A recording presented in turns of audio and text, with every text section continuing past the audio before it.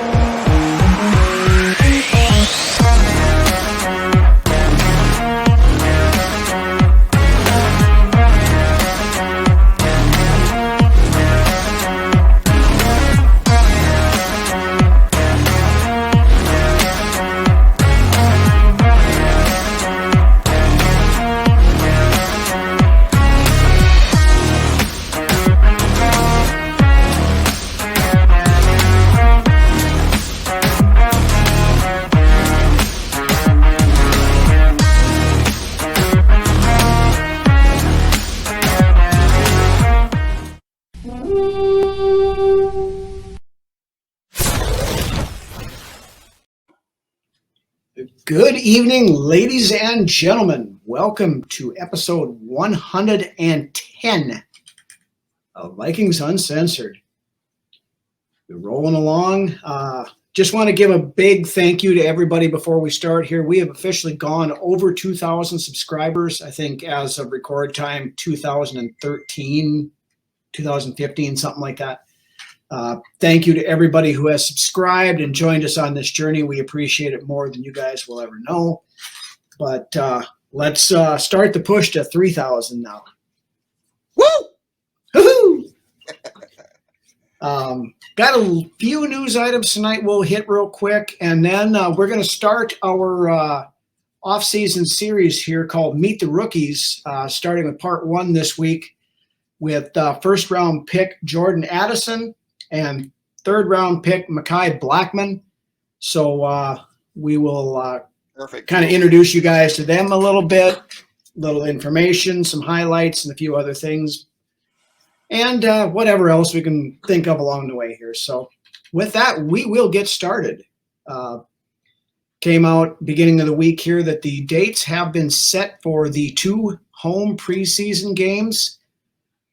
Of course, we play at Seattle for the first one. Date has not been set yet for that.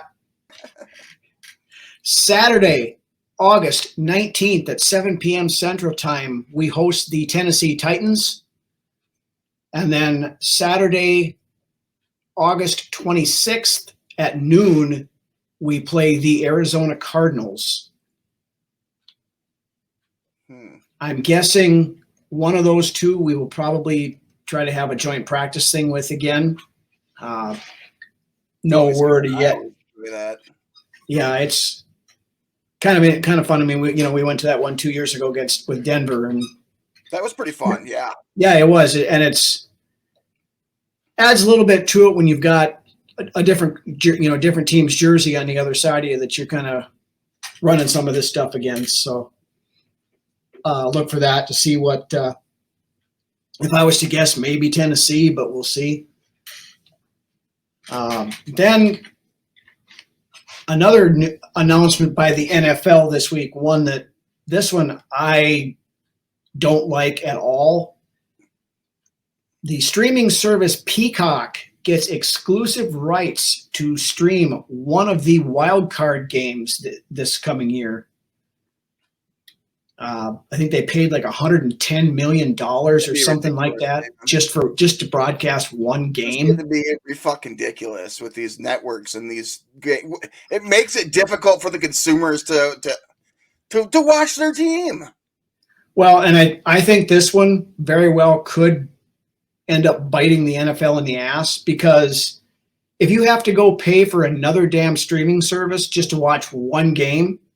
It's pretty soon supposed to be pay-per-view shit. Yeah, unless it's your team playing in that wild card game with our luck, the Vikings would end up playing in it. Right. I would guess a lot of people aren't going to get that extra subscription just to watch one game. Now, I mean, granted, Peacock I think is like $5 or $6 a month, but when you start looking at, most people don't have cable anymore. They were all streaming. You got your Netflix accounts. You've got your Amazon Prime. You've got Disney Hulu. Plus. You've got Hulu. You've got Paramount Plus. Plus, for Christ's sake. Yeah, you've got this, and this. I mean, people don't want to have 87 freaking streaming services. Exactly. I hate the fact that, like, I remember when I was a kid where you turn on Fox or you turn on CBS and your game was on every Saturday, or every Sunday. Yeah. Or Monday. ABC, right. Monday Night Football. Yeah, because now, if you don't have Amazon Prime, you can't watch Thursday Night Football. That happened last year. Stupid. But even with the Amazon Prime, I can see that. And I was having this discussion with somebody on Twitter earlier today, as we're filming on Tuesday.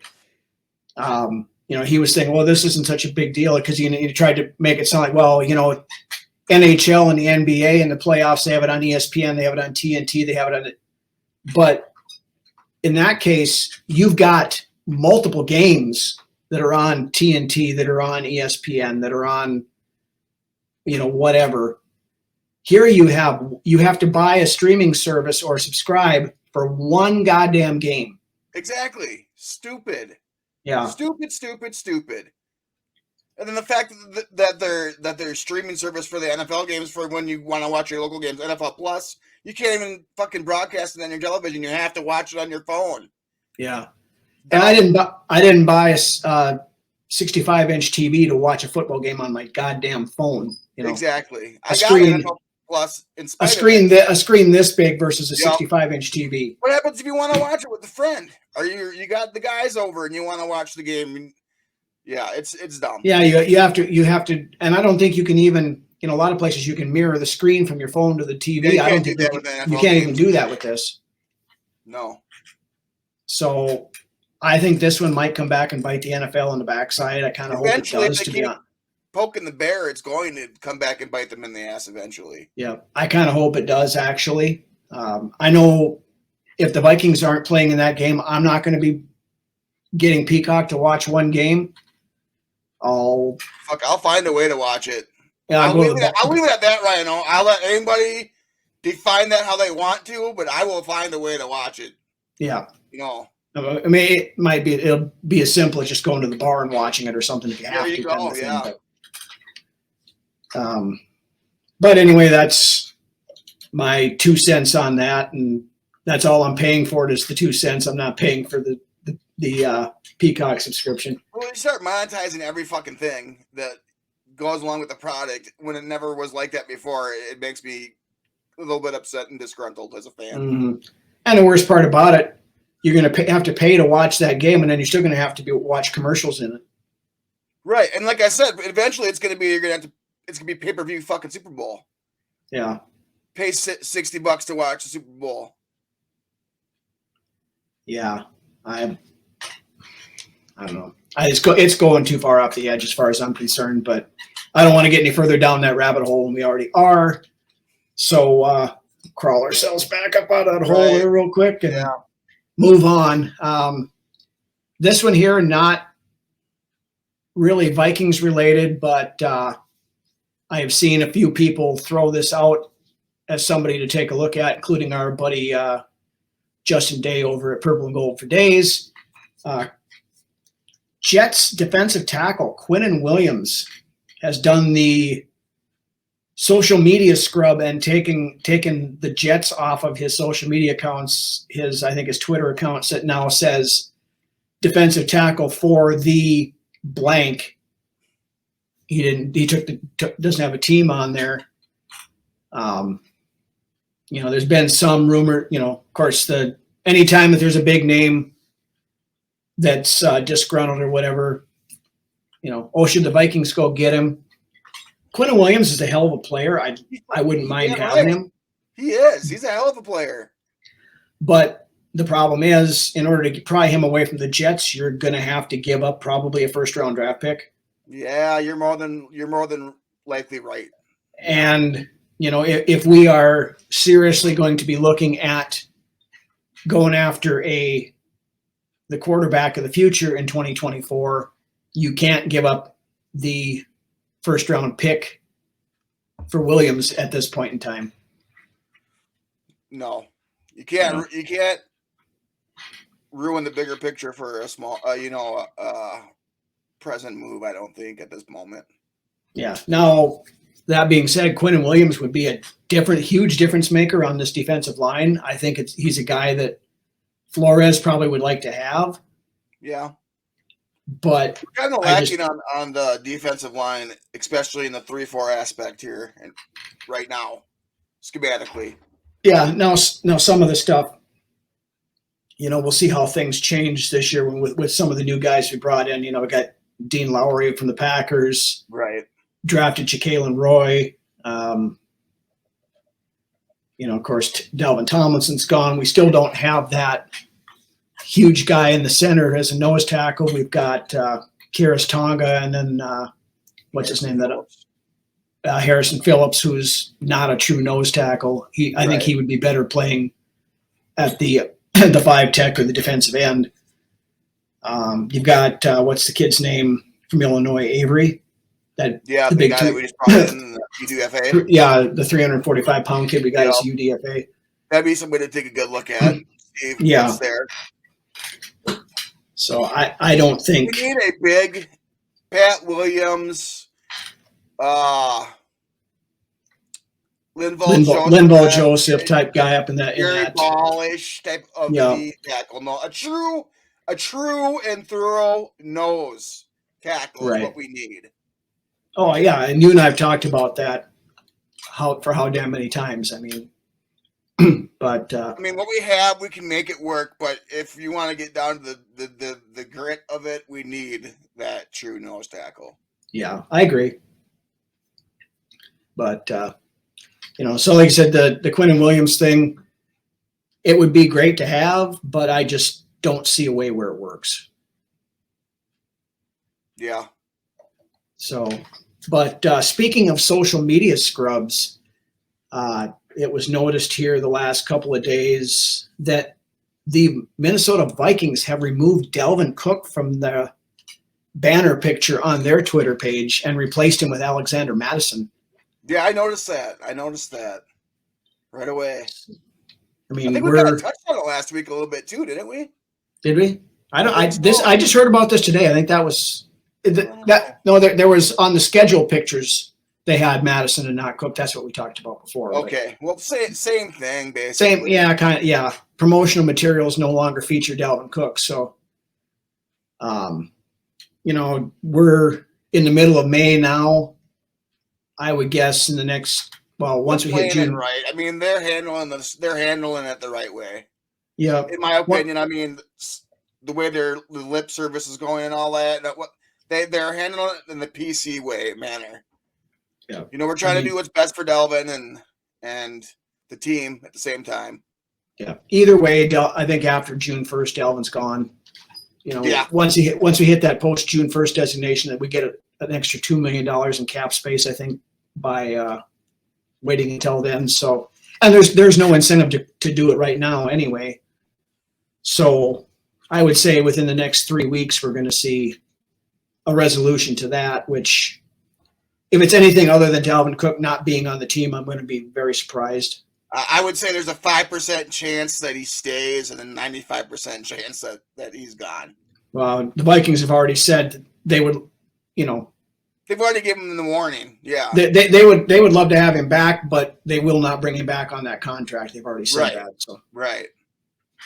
And earlier in the year, it's in the bigger picture as well. You're going to need that money to help extend some of these guys that are going into their primes, basically. Yeah, right. I.e. Justin Jefferson and TJ Hawkinson, and then eventually Darisaw and down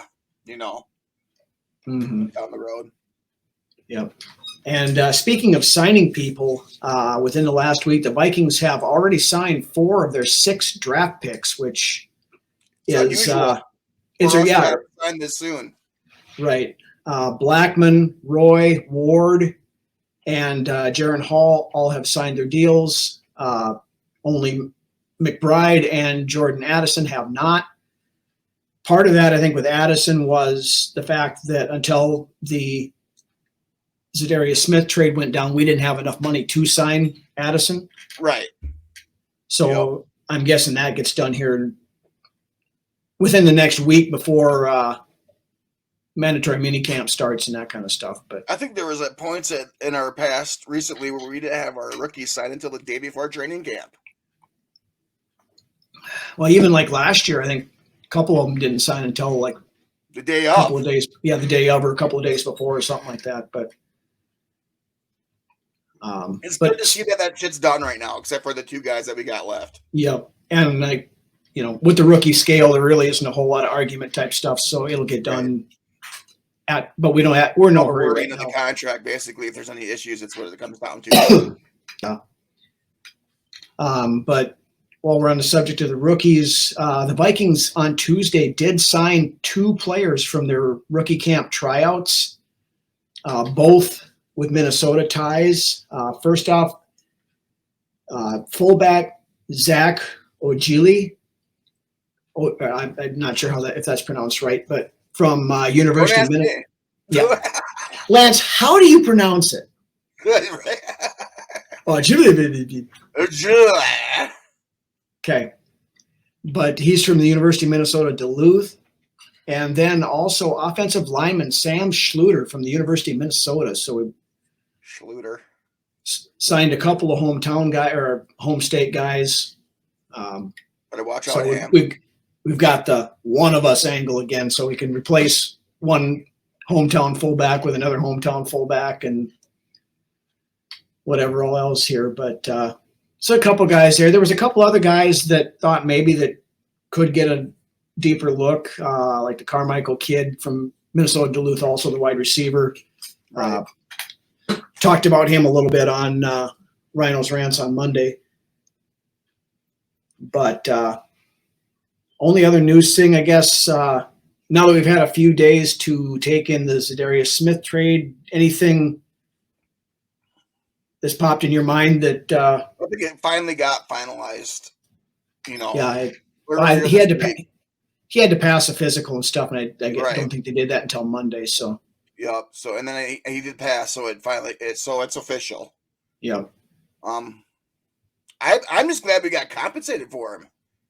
Yeah. I mean, I wasn't. What did we end up paying then out of his salary? 1.17, I think we ended up having to pay. I didn't bother me none. No, I think it was around 11 million or something like that. 10 to 11 million in salary cap relief. So that's fantastic. Plus the 2 5th-rounders. I don't know why people are so down on the fact that they're like, well, I can understand that maybe we shouldn't have had to give away a couple picks of ours. Yeah, I mean, and I guess I think there's a bigger picture there as well. I think they got plans for next year, and we'll see. Yeah. Now, word also came out over the weekend that there were 2 other teams that were interested in trading for Za'Darius, but he wanted to go to Cleveland so he could play with Myles Garrett. Fantastic. So, I mean, that we made him. I mean, no bad blood there then on the way out. Right.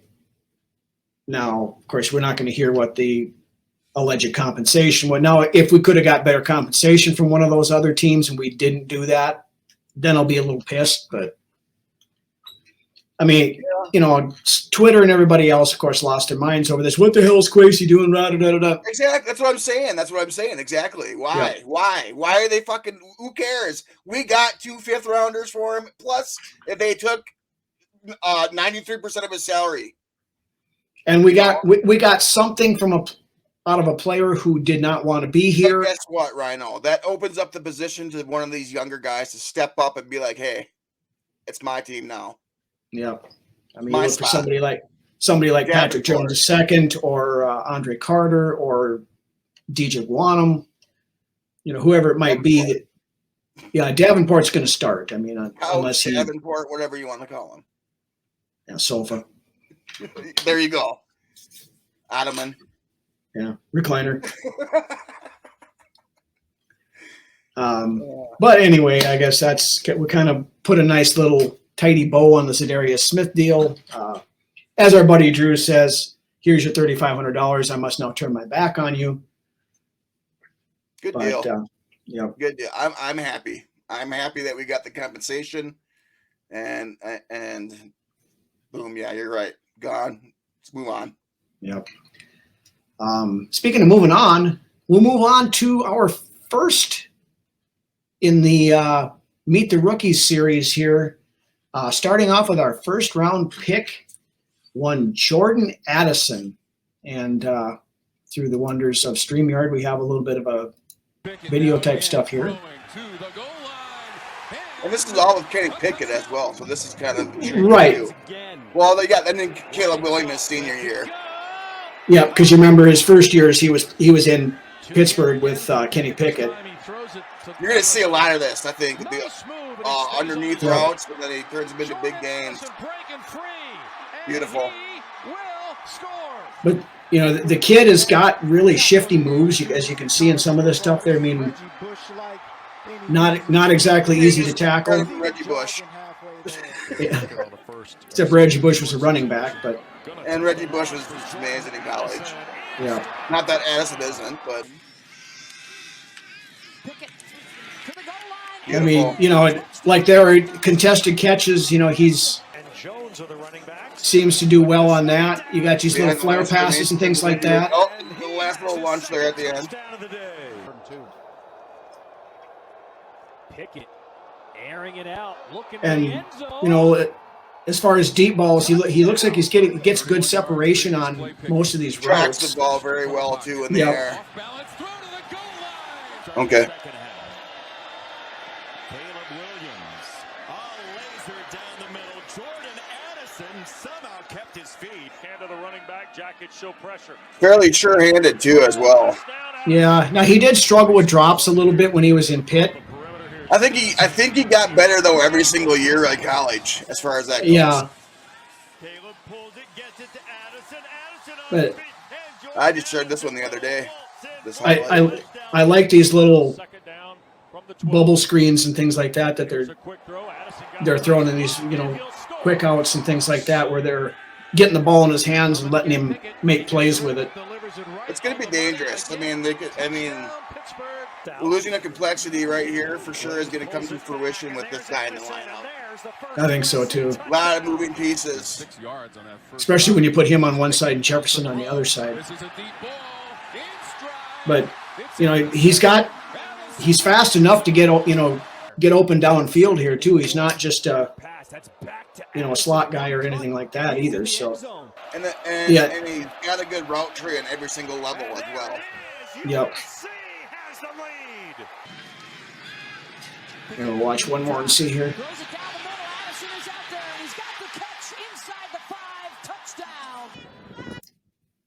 Yeah, I mean, he's got the ability to track the ball no matter where he's at on the field. You know, whether he's running the deep plays, whether he's running those the short crossing routes or the flare outs and the wide receiver screens and things like that.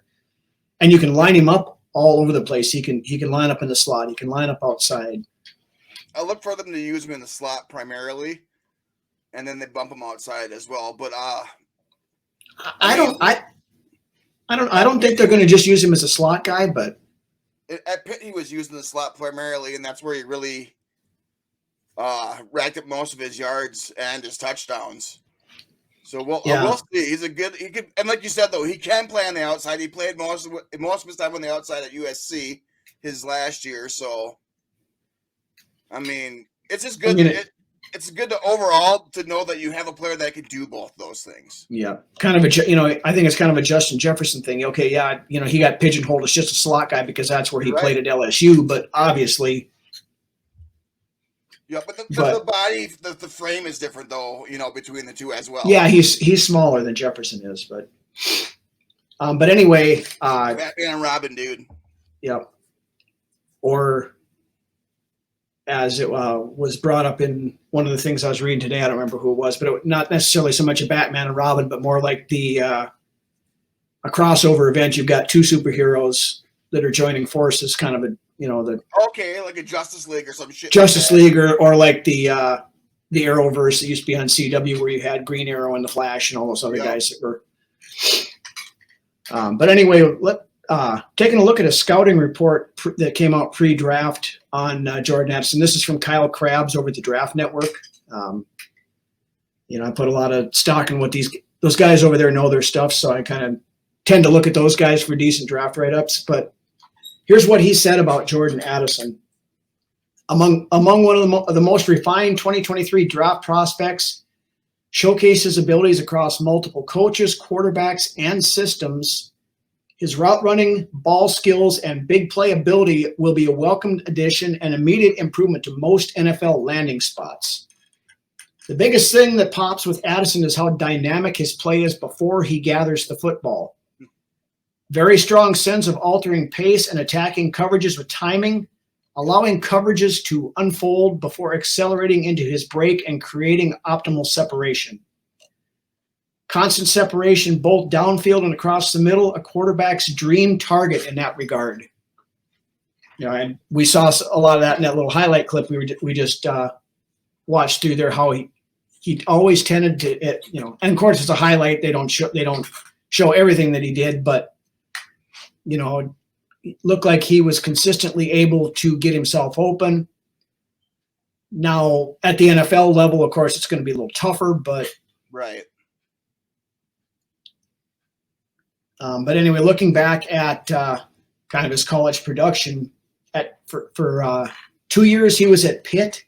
He had 160 receptions for 2,259 yards and 21 touchdowns. And in 2021, he averaged 15.9 yards per reception. Mm-hmm. Also had 16 rushes for 114 yards and a touchdown during his time at Pitt. And of course, 2021, he won the Biletnikoff Award, which is given to the best wide receiver in college football. That was at 19 years of age, too. That was when he had 1,700 yards receiving and 17 touchdowns. Yeah. Then for the 2022 season, he transferred to USC. There he had 59 catches for 875 yards and 8 touchdowns, 14.8 yard per reception average. Also had 4 rushes for 33 yards and 4 punt returns for 19 yards. While he was at Pitt, he returned 14 punts there for 200 yards. So he does have a little punt return ability in a pinch if we needed him to. I don't think that they're going to look to him to be the primary punt returner, but then we go back and look at some of the few highlights from rookie camp. The one that sticks out that you see all over the place is that one where he shoe topped that he picked one it up pass off the grass. Yeah, I mean, literally about yay much air between the ball and the ground. He plucked it, and so I mean, a lot of people were putting him at the best performer this past week at rookie minicamp as well. Mm-hmm. So I mean, he's as advertised. Oh, yeah, absolutely, he is. And I initially, when I first started looking at the receivers this year, I wasn't as high on him as maybe some people were, but digging into him a little bit more, now and watching some more of his stuff, I think the kid's going to be good. I do.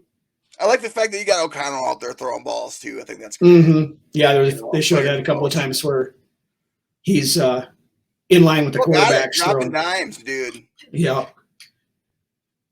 So I love our coach. I do. I do too. And he's got that. I get a good vibe from him as a person.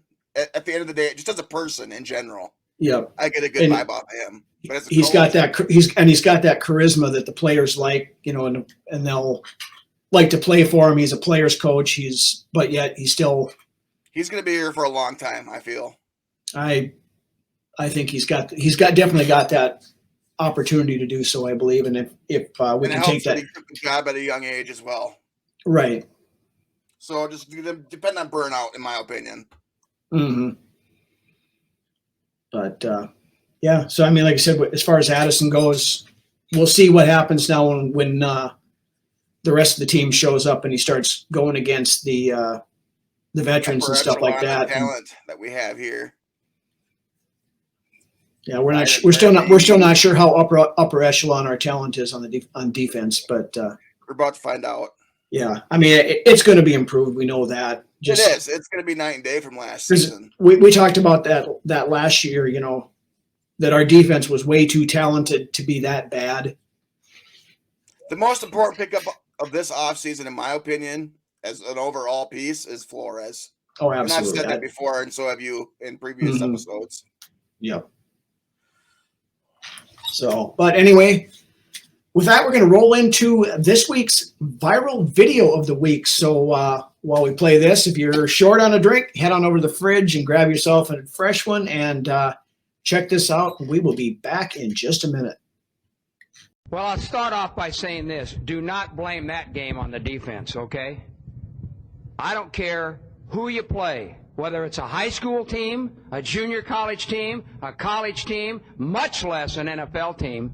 When you turn the ball over 5 times, 4 interceptions, 1 for a touchdown, 3 others in field position to set up touchdowns, you ain't going to beat anybody I just talked about. Anybody. All right?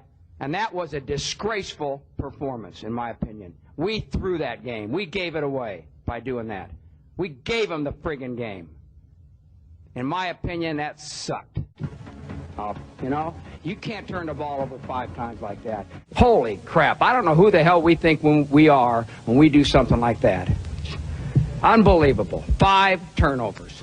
One of them, we've thrown 4 interceptions for touchdowns this year. That might be an NFL record. That's pitiful. I mean, it's absolutely pitiful to perform like that. Pitiful. What's that? Playoffs? Don't talk about it. Playoffs? You kidding me? Playoffs? I just hope we can win a game. Another game. All right, we're back. And now we take a look at our second spotlight rookie of this week. 3rd round cornerback out of USC, Makai Blackmon. And once again, we will do this. Slowing down again. That slow mesh got slowed down. And way to take away the slow mesh. Slow mesh, he gives it. Safeties are back. Nice. Takes it. The 47 of Oregon State. And again, Nolan taking a shot for Lindsey. And that is picked. That was beautiful. That was a good interception. A little bit of a grab there. But you know what? He was watching. He was looking for the football. So that his head was turned back for the ball. So there a lot of times aren't going to call that. But beautiful. That was a great play. Yep. I love how he's so sticky with the receivers on him. You know, he's a that veteran. In college. He's a college vet. Yep. And yeah, he's sticky for sure. Been able to control the ball. You know, and that's we're going to be requiring our cornerbacks to be able to do that, play a lot of press man coverage. And he does have a lot of passes defense in this time. Yeah, he does. Here is good zone coverage. And the thing is, he's good at zone and man. He's not particularly better at one than the other. I mean, man, he might be a little bit better than zone, but I mean, that's saying a lot, though, that he can play both fairly well. Trojans say they've got it. He put it on the ground. Spears. The more I watch this guy, the more I like and I trust him to pick a good pick. Yeah. And I know when we had him in on a pre-draft visit, everything I heard said, you know, it sounded like it went really well. So he was kind of a guy I was watching prior to the draft as a guy, you know, somebody I thought we might take a shot at. And he plays with good instincts and any anticipation too, as well. And he's not a big guy. He's like 5'11", so but he plays a lot bigger than that. He plays bigger, yes. I mean, that's great. That's perfect. Yep. All these are good plays. Right. So I think I'm interested to see again what he's going to be able to do against some of these, you know, getting to go against training camp with this cornerback room and this defensive backs and who lines up. I mean, right now I think it sits Murphy, Booth, Evans, and then X player, X player, X player.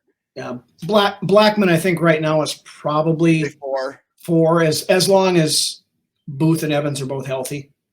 And I think Ward can be stuck in there as well, depending on the situation. You know, like we said, Big Nickel or whatever it may be. Ward and Bynum both, have that interchangeability Ward has the to play. To do exactly what Brian Branch did in college as well. Yeah. Maybe not at the same level as what we're used to seeing out of Brian Branch, but it has the same type of potential there as Brian Branch does. Yeah.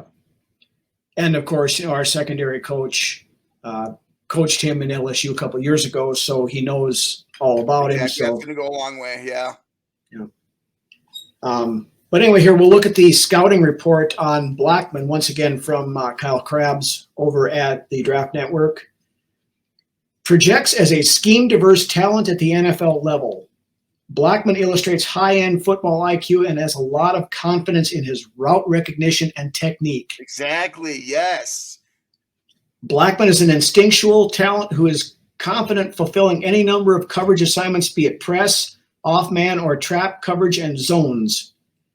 Confident player who plays well above his weight class. There's a fearlessness in his striking challenges, and he takes aggressive paths to the football. That's big. That's big. Confidence is huge, especially for a corner. Yep. I like a guy that believes in himself. I mean, we saw that how many times with especially with Cam Dantzler and some of these other guys. A good example of how he was up and down. Something would go wrong and it would get in his head, and then he'd be, shot the rest of the game. But going on here, he's got clean feet. You see him trust his angles at the line of scrimmage, and hop release to sustain, cushion, and then flip and carry. So all we get hips, dude. Oily hips, football words there. He's not going to bully a lot of receivers with physicality, but remains undeterred to play in-your-face football. Very sticky against most receivers in 2022. Yes. We mentioned that when we were watching the video. And his ball skills are a big plus. Downside, again, we mentioned this when we were watching. His reaction at times was to get a little grabby, which resulted in a significant number of flags called against him. Struggles a bit in run defense, mainly because of his size. But, we saw a couple plays there where he is still willing to stick his nose up in there and try to blow the play up. So does have a little bit of durability concerns. He missed most of 2019 with a shoulder injury and missed several games in 2021 with soft tissue injuries. Now, 2022, he played the full season, so hopefully that's not anything lingering that we have to worry about. Maybe his body's still he's growing into his body still. Right. Now, he is a fifth-year player, so he's a little bit older. He's a college vet for sure. So, I mean, he's got the seasoning to come in and make an impact right away. Right. But anyway, he played – his first 4 years were at Colorado, where he had 76 tackles, 1 sack, 2 interceptions, 12 passes defensed, 1 forced fumble, and 1 fumble recovery. And then, of course, for his final season, he transferred to USC. And in just 1 year at USC, he had 66 tackles, 3 interceptions, again, 12 passes defensed, a fumble recovery, and a forced fumble. That's pretty telling. Those are some pretty telling stats right there, in my opinion. I mean, he put up better numbers in 1 year. Against stronger competition, too. Right. I mean, granted, Colorado is not at the level of the USC, but he definitely flourished in that USC system when he got there. I'm excited about all these picks. I am too. And we're going to get them all too. Yep. I like the Blackmon pick. I think he's got a potential. He could. I'm not going to lie. I was like, what are we doing? What are we doing? Because we traded back to get him, but you know what? We got lucky that he fell to us when we traded back too. At the same time, that was a great value pick at the end of the day. And the more, like I said, the more I watch tape on the kid, the more I like the kid, and what he brings to this defensive back room in general. Yep. I know there when we drafted him, there was a lot of people that were all bent out of shape because Keely Ringo was still on the board there, but some red flags came up about him before. Yep. The draft, I guess. Yeah, and then early enough. Yeah, he didn't play with enough sand in his pants or something like that. But no, I did see on draft night when I was checking Twitter and stuff as much as I could, that somebody had brought up, I don't remember who exactly it was, might have been our buddy Tyler Fornes, but talking about how he actually wasn't very good in man coverage, and that it's one of the things that Flores is top 5 man in end zone in both. Yeah, no, I was talking Ringo. That's why we took Ringo. Yeah, that's why we took Blackmon over Ringo at that point in time. And like I said, digging into these kids a little deeper when we, after we drafted them. Exactly. The more you get a chance to look at them, the more you kind of understand where Questy was going with these guys. Yeah. And these picks. And the most impressive thing, and I'm excited to talk about, is the undrafted free agent class that we got. Mm-hmm. We'll get there, but yeah, we'll get to those guys here in a couple of weeks. But anything else you want to hit on Addison or Blackmon here tonight? Or excited for both these guys. I think this class, there's a chance that every single guy that we picked in the actual 5 or 6, we got 5, right? We got 6. 6? Yep. I think all 6 of these guys have a good chance to start. At least make not start, but at least make the 53. Right. No, I think so too. But we'll find out when we start getting into training camp and significantly younger this year in all the aspects of the game. Mm-hmm. And this is the thing that part of the downfall of the Spielman-Zimmer regime was we didn't have these young guys coming in that are hopefully going to backfill and, be able to move up and take those positions over from the old guys. The best thing to do is know when it's time to rotate some guys out and then bring in some younger youth, to take places and develop your fucking draft picks. Something that Zimmer really struggled with. Especially the last three years or so, basically after 20, he had that first run with the Xavier Rhodeses and those guys through. And those guys were fucking Frazier guys, though. Xavier Rhodes and Harrison Smith were both Frazier guys. But anyways, yeah. But once it got past 2018, 2019, it just seemed like Zimmer wasn't able to develop these guys. He didn't. Don't know if he didn't have the patience for it or what it was, but part of the reason why we went through 7 different cornerbacks or whatever in the last 4 years or 5 years, whatever it was. But yeah, not to turn your hair gray. Who the Vikings picking? Oh, they're probably going corner in the first every year that Zimmer was here. But anyways, right. I'm done talking about Zim. Yep, he's gone, done whatever. And since we're done talking about that, we're pretty much done talking about everything because that's all we've got for this week. Again, want to thank everybody for watching. If you have not done so, smash that subscribe button. Let's get us to, we've hit 2,000. Let's get us to 3,000. If you're out and about, the lakes are heating up and stuff, fishing going on now and stuff. Take us with you out on the lake. Turn on the podcast, the audio cast, the YouTube. Listen to that. It'll help you catch fish. Guaranteed, or your money back. Yeah. If you don't catch fish, then it's Brunswick's fault. Yeah. Okay. But fishy. Yeah. In the boat, fishy. Come on, fishy. Come on, fishy. But anyway, thank you again, everybody. And with that, why don't you take us out of here, Lance?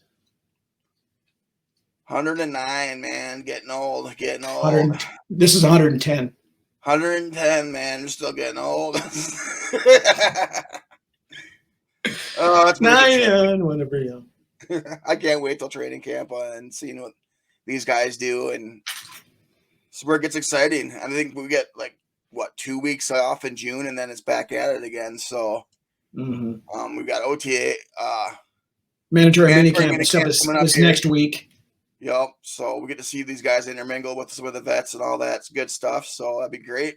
I guess from all accounts, Jaron Hall has been looking good and sharp in camp. And then there's something you never really heard of coming up about Mon, who was looking good and sharp, at any point in time. So that's good. That's good to hear. So with that being said, don't forget to watch Brunswick's Best and Rhino's Rants this coming week. And we'll see you next week with episode 111. All right. Cool. See you guys.